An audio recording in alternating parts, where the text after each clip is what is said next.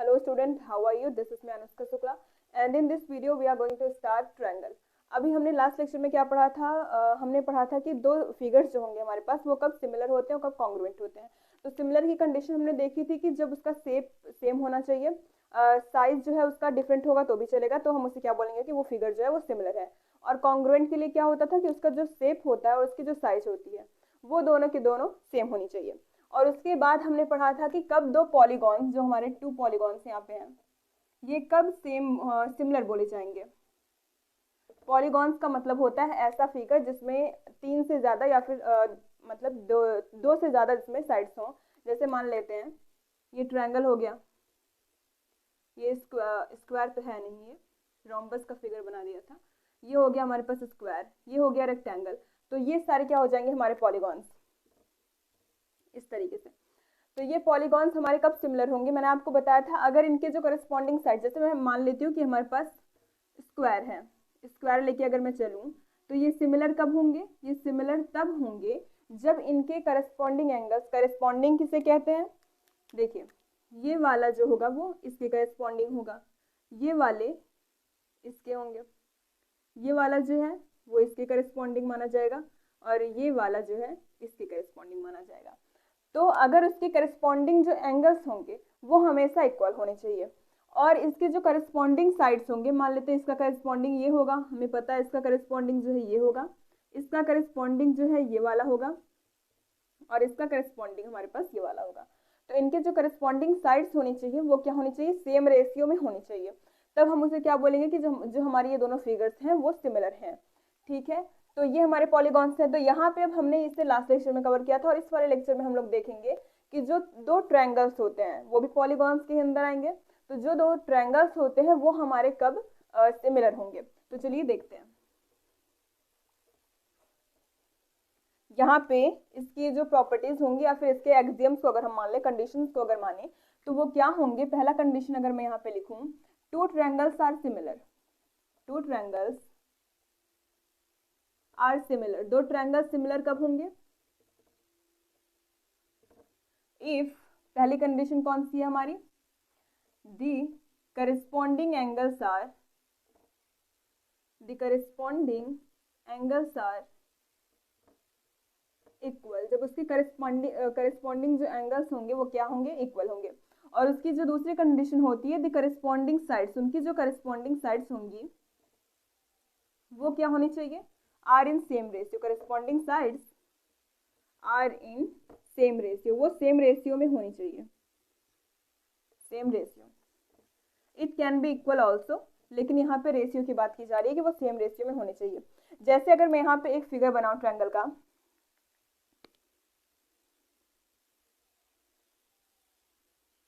इसको मैं मान लूं कि ये 60 है, ये भी 60 है और ये भी 60 है। अभी आपको एक जनरल सा केस लेके मैं बता रही हूँ, और ये भी है क्या 60, ये भी 60 है और ये भी 60 है। अगर मैं इसका जो साइज है इसको थोड़ा सा छोटा लेते इस तरीके से, ये 60 और ये भी 60, अगर मैं इसको ABC मानते हैं, ABC, और ये है हमारे पास A dash B dash C dash. AB की लेंथ कितनी है, AB की लेंथ अगर मैं मान लूँ 2 है, इसकी कितनी है 3 है और इसकी AC की 4 है। और यहाँ से A डैश B डैश की लेंथ कितनी है, यहाँ से मैं मान लूँ कि 4 है, यहाँ से कितनी मान लूँ 6 और यहाँ से कितनी मान लूँ इसकी 8 है। इतना मैंने मान लिया। तो यहाँ से अब हमें ये पता लगाना है कि क्या ये दोनों जो ट्रायंगल्स हैं हमारे वो सिमिलर हैं या नहीं। तो सिमिलर होने के लिए सबसे पहली कंडीशन हम क्या देखेंगे, उसके जो करस्पॉन्डिंग एंगल्स होने चाहिए वो इक्वल होने चाहिए। तो यहाँ से we can see it clearly कि जो इसका एंगल ए कौन सा, BAC, angle BAC is equals to 60 degree and from here इसका करस्पॉन्डिंग एंगल कौन सा है, B dash A dash C dash. तो यहाँ से अगर हम देखें तो angle B dash A dash C dash is also 60 degree. तो यहाँ से इसका करस्पॉन्डिंग देखिए, करस्पॉन्डिंग ही देखना होता है, ऐसा नहीं कि आप इसका इसके साथ करें, इसका इसके साथ, करस्पॉन्डिंग देखना होगा। तो 60 ये भी है, 60 ये भी है। अभी उसके बाद अगर हम देखें एंगल ABC अगर देखें एंगल ABC, ABC कौन सा दिखा रहा है, ये वाला दिखा रहा है, ये कितना है 60 डिग्री है। और अगर उसके बाद हम देखें कौन सा angle A dash B dash C dash, क्योंकि इसके करस्पॉन्डिंग ये वाला है, इसके करस्पॉन्डिंग ये है और इस वाले करस्पॉन्डिंग एंगल ये वाला है।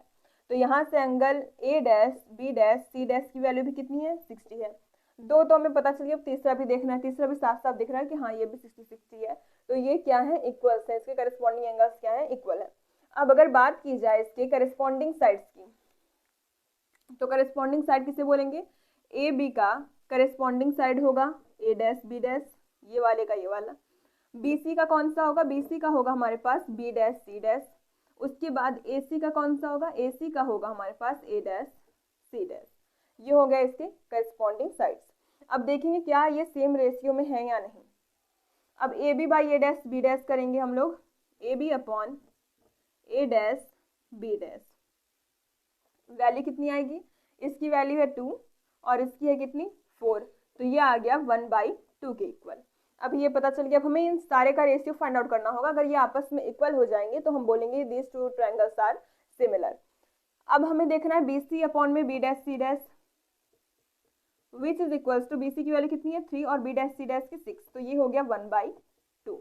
यहाँ से भी ये 1/2 देखने को मिला। अभी अगर हम क्या देखें अब ए सी का और ए डैश सी डैश का, तो ए सी की वैल्यू अपॉन में ए डैश सी डैश, ये हो गया 4, ये हो गया 8, 4 2 जा 8 1/2। तो यहाँ से हमें क्या देखने को मिला कि इन सब का जो रेशियो है, यहाँ से भी देखिए ये हमें देखने को मिला ये 1/2, यहाँ पे भी ये 1/2 और यहाँ पे भी ये 1/2।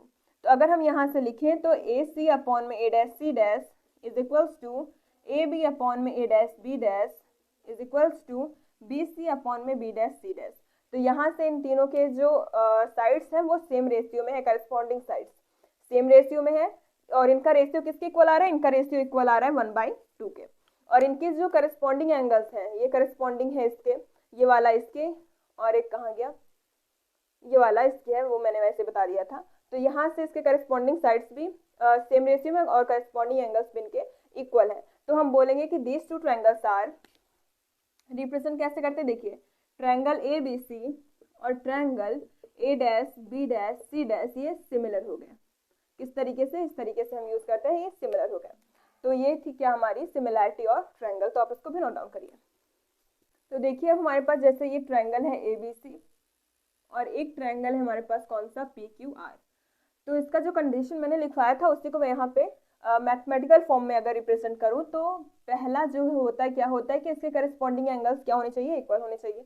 तो करस्पॉन्डिंग एंगल्स के लिए इसका करस्पॉन्डिंग होगा ये वाला,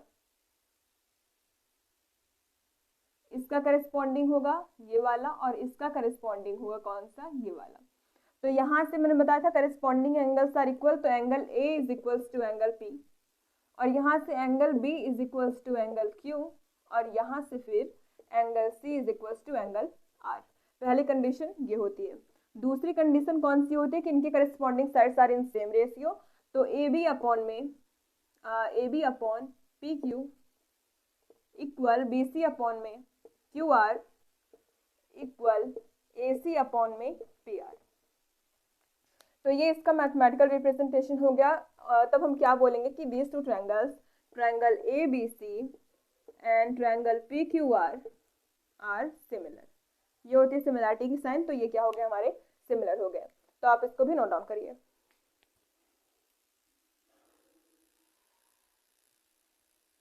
अब देखिए अब हमारे पास है यहाँ पे एक थ्योरम और इसमें क्या बोला गया है कि if a line is drawn parallel to one side, अगर हम कोई एक लाइन खींचते हैं पैरेलल टू वन साइड, जो किसी एक लाइन की क्या होती है पैरेलल, किस लाइन के पैरेलल होगी, ट्रायंगल के किसी एक लाइन के पैरेलल होगी, and intersect the other two sides, और वो किसी बचे हुए जो दो साइड्स होंगे उनको क्या करेगी, वो इंटरसेक्ट करेगी। Then other two sides are divide in same ratio, तो वो जो अदर टू साइड्स होंगे वो सेम रेशियो में डिवाइड हो जाएंगे। कैसे देखते हैं, देखिए हमारे पास ये एक ट्रायंगल है, ये ट्रायंगल है हमारे पास ए बी सी। तो हम क्या कर रहे हैं, let a if a line is drawn parallel to one side, मान लेते हैं कि हम इस BC के पैरेलल कोई एक लाइन खींचते हैं, पैरेलल मीन्स उसको इंटरसेक्ट नहीं करनी चाहिए ऐसी लाइन। तो ये क्या हो गया हमारा BC के अलोंग क्या हो गया, एक पैरेलल लाइन हो गई, मान लेते हैं DE, ये एक पैरेलल लाइन हो गई। तो यहाँ से क्या दिख रहा है कि अगर हम एक लाइन खींचते हैं पैरेलल किसी दूसरे लाइन के, तो वो अदर बाकी बची हुई दो लाइंस को, मतलब ये जो ए बी है और जो ए सी है, इसको इंटरसेक्ट करेगी। ये हमें यहाँ से दिख रहा है कि ये इसको इंटरसेक्ट यहाँ पे कर रही है, ठीक है। तो अब हमें प्रूफ क्या करना है, then other two sides are divide in same ratio, मतलब we have to prove AD upon में DB, AD upon DB is equals to AE upon EC।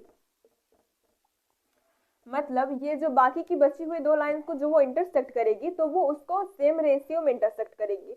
मतलब अगर इसका रेशियो आ रहा है 1/2 तो इसका भी 1/2 आना चाहिए, इस तरीके से करेगी। तो चलिए देखते हैं इसकी प्रूफिंग, इसका प्रूफ हम करते हैं। गिवन क्या है पहले लिख लेते हैं। गिवन आप लिख दीजिएगा कि हमारे पास गिवन है एक parallel line DE which is parallel to BC which intersect AD and which intersect AB and AC in same ratio. We have to prove that it intersect in same ratio. तो यहाँ से हमें proof क्या करना है कि ये proof करना है, तब कैसे करेंगे देखते हैं। Let draw a parallel line, a perpendicular line to AE, which is DM। मान लेते हैं कि एक परपेंडिकुलर लाइन हम यहाँ पे ड्रॉ करेंगे। किस पे परपेंडिकुलर करेंगे, AE पे परपेंडिकुलर करेंगे, जो कि M है। परपेंडिकुलर का मतलब वो 90 डिग्री के साथ में फॉर्म करेगा। एंड और मान लेते हैं कि E और N ये किस पे परपेंडिकुलर होंगे, AD पे।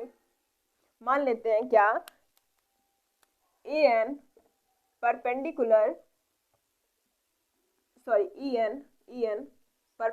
To AD। AD पे कौन सा परपेंडिकुलर है, AN, और AE पे कौन सा परपेंडिकुलर है, DM। एंड ज्वाइन करते हैं किसको, DC एंड BE। और DC और BE को क्या कर देते हैं, हम यहाँ से ज्वाइन करते हैं। इस तरीके से DC और BE को हम यहाँ से ज्वाइन करेंगे। तो ये हमारा क्या था, ये हमने इसमें फॉर्म किया, जो कुछ चेंजेस करने थे हमने कर लिए। अब हमें इसके रेशियोज को सेम दिखाने के लिए क्या करना पड़ेगा, हम पहले सबसे क्या करेंगे, इसका एरिया निकालेंगे। किसका, ADE का एरिया। तो एरिया ऑफ ADE क्या हो जाएगा, एरिया ऑफ ADE। अभी देखिए इसमें दो परपेंडिकुलर लाइन है तो दो बार एरिया निकलेगा, किसका, ADE का। क्योंकि एरिया कैसे निकालते हैं, 1/2 क्रॉस बेस इंटू हाइट होता है। एरिया निकालने का तरीका हमारे पास होता है 1/2 क्रॉस बेस इंटू हाइट। तो यहाँ पे हाइट तो हमें बेस दिख रहा है, देखिए यहाँ पे बेस भी दो बार चेंज हो जाएंगे। अगर इस वाली परपेंडिकुलर लाइन को लेंगे हम EN को, तो वहां पे बेस हमारा कौन सा हो जाएगा, AD हो जाएगा। और अगर हम इस वाली लाइन को लें DM को, तो वहां पे बेस हमारा AE हो जाएगा। तो इस तरीके से एरिया ऑफ ADE दो बार निकलेगा। तो एक बार हम लेंगे कौन सा, NE और AD वाले को, और दूसरी बार लेंगे इस DM और AE वाले को। तो लेते हैं यहाँ पे 1/2 क्रॉस बेस क्रॉस हाइट। तो यहाँ पे 1/2 हमने लिया। यहाँ पे बेस हम लेते हैं किसको, AD को, मान के चलते AD। और AD है तो इसका परपेंडिकुलर जो हाइट होगी वो NE हो जाएगी, तो यहाँ पे NE। तो ये एरिया हमारे पास आ गया। अब इसका एरिया निकाला है तो हम किसका एरिया इसके साथ में लेंगे, इसके साथ हम लेंगे किसका एरिया, ADE का। ठीक है, देखिए AD हमें मिल गया, हमें क्या चाहिए, BD चाहिए, राइट। AD मिल गया है, BD चाहिए, तो हम इसके साथ इसको तो ले नहीं सकते क्योंकि इधर हमें BD देखने को कहीं मिल नहीं रहा है। तो हमें किसका चाहिए, BD का चाहिए। तो हम इस वाले ट्रायंगल को लेंगे DEB। Now area of triangle BDE। तो यहाँ से क्या हो जाएगा, अगेन 1/2 बेस क्रॉस हाइट। तो यहाँ पे 1/2 किया हमने, बेस तो इसका DB हमें दिख रहा है, DB क्रॉस, और इसका perpendicular height is again NE हो जाएगा, NE। इसकी परपेंडिकुलर हाइट अगेन यहाँ पे NE है तो NE किया। अब हमें क्या चाहिए, AD अपॉन में DB चाहिए। तो हम ट्रायंगल ऑफ ADE डिवाइड करेंगे ट्रायंगल ऑफ BDE से। तो area of triangle ADE divide by area of triangle BDE। तो यहाँ से ये क्या हो जाएगा, यहाँ से हो जाएगा हमारे पास, यहाँ पे लिखते हैं 1/2 DB क्रॉस NE अपॉन में, सॉरी पहले हमें किसका लिखना है, ADE का लिखना है, तो ADE का कहाँ गया, यहाँ पे, तो पहले लिखेंगे 1/2 AD क्रॉस NE अपॉन में 1/2 DB क्रॉस NE। तो यहाँ से हमें ये देखने को मिला कि 1/2 से तो 1/2 कैंसिल आउट हो गया, NE से NE हो गया, और हमारे पास बचा क्या, AD अपॉन में BD। तो आपको ये बात ध्यान में रखनी है, कौन सी बात, कि जब हम लेंगे ये वाला परपेंडिकुलर हाइट और ये वाला बेस जब हम लेंगे, तो उसके साथ जो करस्पॉन्डिंग उसका हम ट्रायंगल लेंगे वो कौन सा लेंगे, BDE, क्योंकि यहाँ पे हमें DB देखने को मिल रहा है। देखिए हमें एक AD वाला चाहिए तो दूसरा BD वाला चाहिए, फिर जब हम AE वाला लेंगे तो दूसरा वाला ट्रायंगल हम EC वाला लेंगे। तो आप इतना नोट डाउन करिए, मैं यहाँ पे लिख देती हूँ किसके इक्वल है, एरिया ऑफ ADE अपॉन में एरिया ऑफ BDE। इतना रहने देते हैं और इसको पूरा हम यहाँ से इरेज कर देते हैं।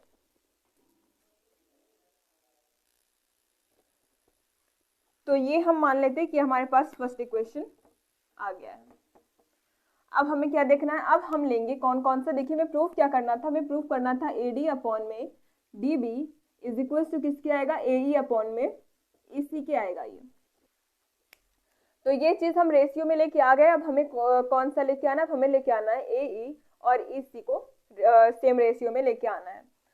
तो क्या करेंगे हम, अब इस बार ट्रायंगल लेंगे ADE, सेम वही ट्रायंगल लेंगे और उसका एरिया निकालेंगे, लेकिन यहाँ पे बेस और हाइट को हम दोनों को चेंज करेंगे।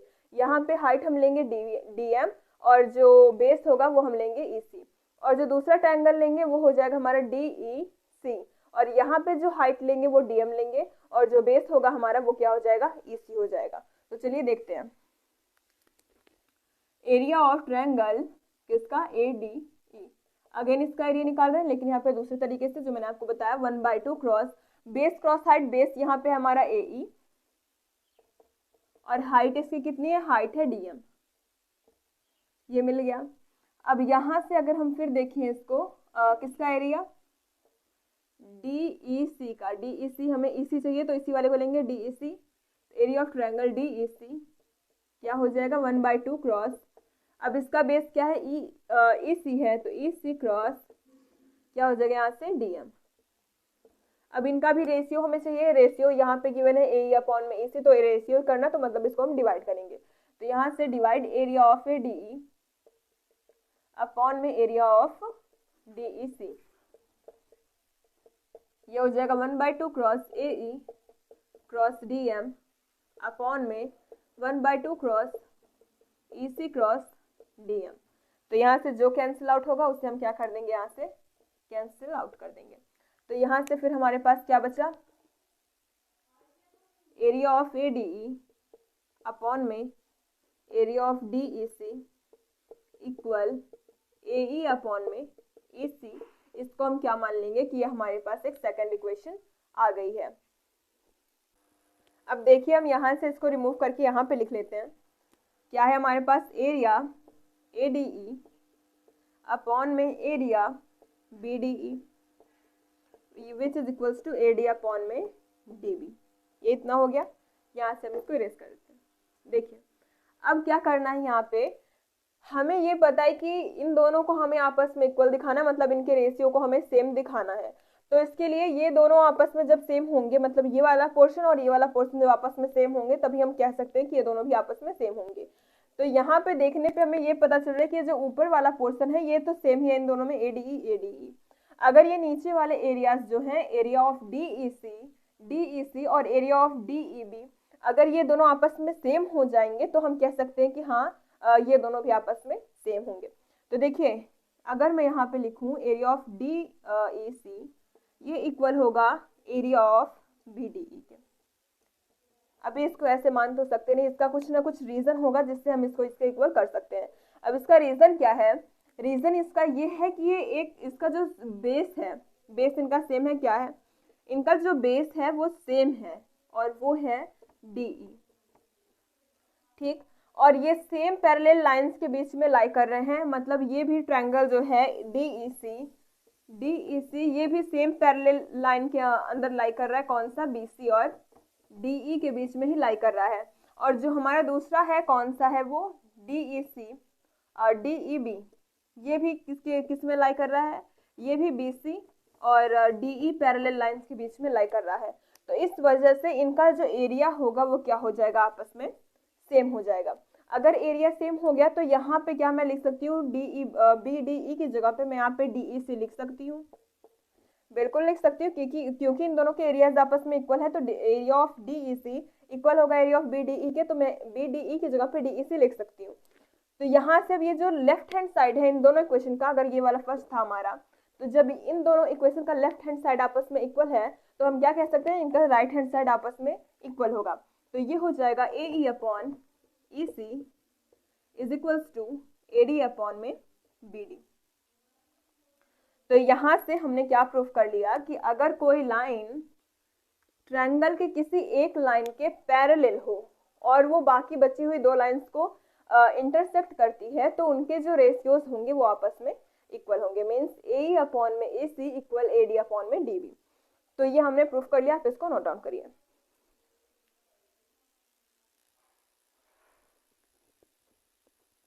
तो स्टूडेंट्स आज की वीडियो में बस इतना ही, मिलते हैं आपसे नेक्स्ट वीडियो में। अभी हमारे पास एक और थ्योरम बाकी है जिसको मैं अभी कराने लग जाऊंगी, तो ये वीडियो बहुत ही ज़्यादा लंबा बन जाएगा। तो अगर आपको ये वीडियो अच्छी लगती है तो लाइक करिएगा, अपने फ्रेंड ग्रुप में शेयर करिएगा, and subscribe for more videos also. Thanks for watching.